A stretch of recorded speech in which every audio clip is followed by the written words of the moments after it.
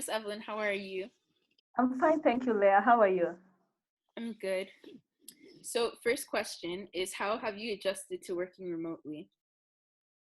I have tried my best at first, it was difficult to work remotely because the setup of school or where we work is things are in place. But in the house, I had to look for a place to work for where my kids are going to learn. Mm-hmm. So, but basically, I've tried to set up a program and timings of what I do, what at what time. Okay. Yeah. All right. So, next question is how are you keeping yourself mentally stimulated? I've picked up gardening, apparently. And it has really helped me. Yeah, I have a small kitchen garden out here in my house.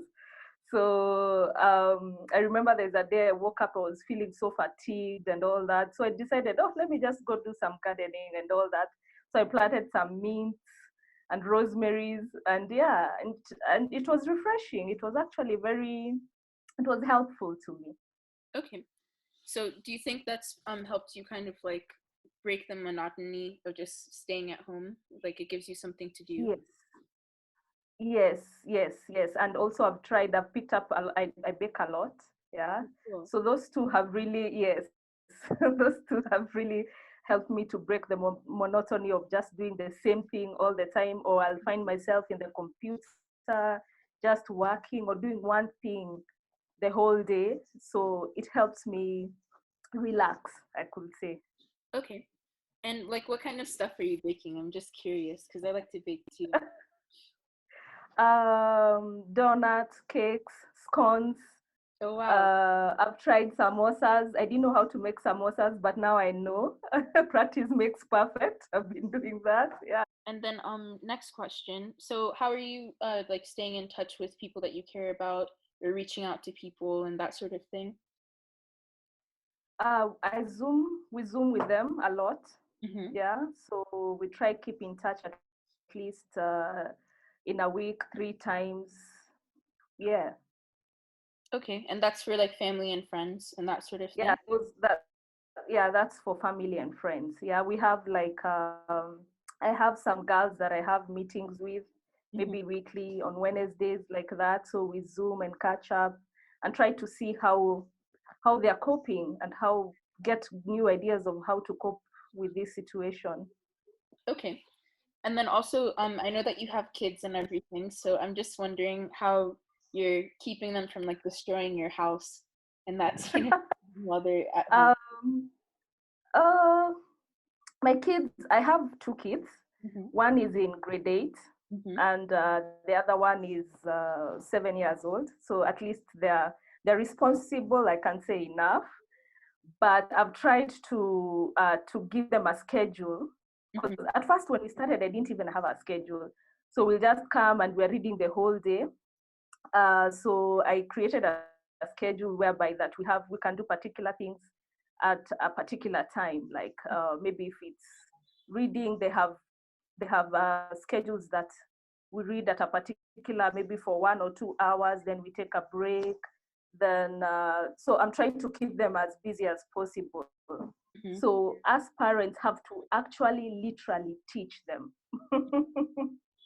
So how have you, Yeah. because I'm So not a teacher, so like how have you found that like trying to teach your kids things like math or maybe science and stuff? okay, so what we have done, my husband and I have divided the The task? subjects. Mm-hmm. So my husband takes math and Swahili. Yeah, I'm a Kenyan, but Swahili doesn't work for me. So yes, I cannot do an exam in Swahili. So he's very good at that. So he takes up and teach my kids math and Swahili. And Mm-hmm. then for me, I take the other subjects, English and social studies, environmental and the likes. But I've come to realize, I've come to know that I've come to learn my kids better, because before they just used to bring me results. Mm-hmm. But now I'm learning how they understand things, how they process things, what is difficult, what is challenging for them. But previously, they just used to bring me results. I check the book. I'm like, okay, so you passed this, you didn't pass that, and that's it. And maybe just go through with them because the teacher used to do everything. So by the way, kudos to teachers. Yeah. It's not easy. It is not easy. So I have to divide my day in a way that I have time that I'm learning with them, because I'm also learning. There are things that I'm like, oh, this one I didn't know. I've learned, Yeah. by going through books and all that. But it has been an awesome experience because I've had a relationship with them that I can understand their education and where they're having difficulty, and maybe learning. At times I call the teachers to ask them, how do I explain this? Because yes, I might know it, but explaining it to the student becomes difficult. Yeah, so that's the way we are doing it. Okay, so that's kind of interesting to hear that, like, there's sort of a silver lining, like you're stuck at home in the same space with people for a very, very long time, but you get to know like, your children better, which is really cool and good. Yeah. So, last question, do you have any advice or tips or anything that you'd like to share with anyone? Okay, so the advice that I would like to share with anyone listening is that it works for me. Try to be optimistic in everything that you do. Try to reframe negative thoughts. Yeah. I was listening to my spiritual mentor, and he said that there's a concept called liquidity versus solidity. So when you're liquid, when in a liquid form, you're flexible. Yeah. But when you're solid, you can only fit at a particular place or space according to the size you are.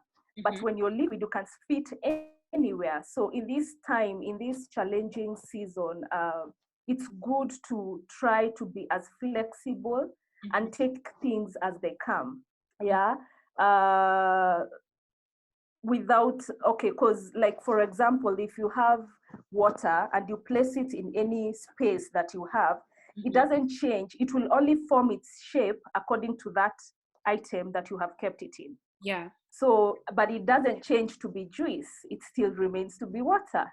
So also for me, I'm trying to be optimistic and trying to change, to be flexible and change according to the season and try to bring out my best. So that's what I would like to advise people to do. Yes. So thank you so much for your time, Miss Evelyn, and it's nice to see you and hear your laugh and everything. So thank you. Yes, you're welcome, Leah. Nice to see you too.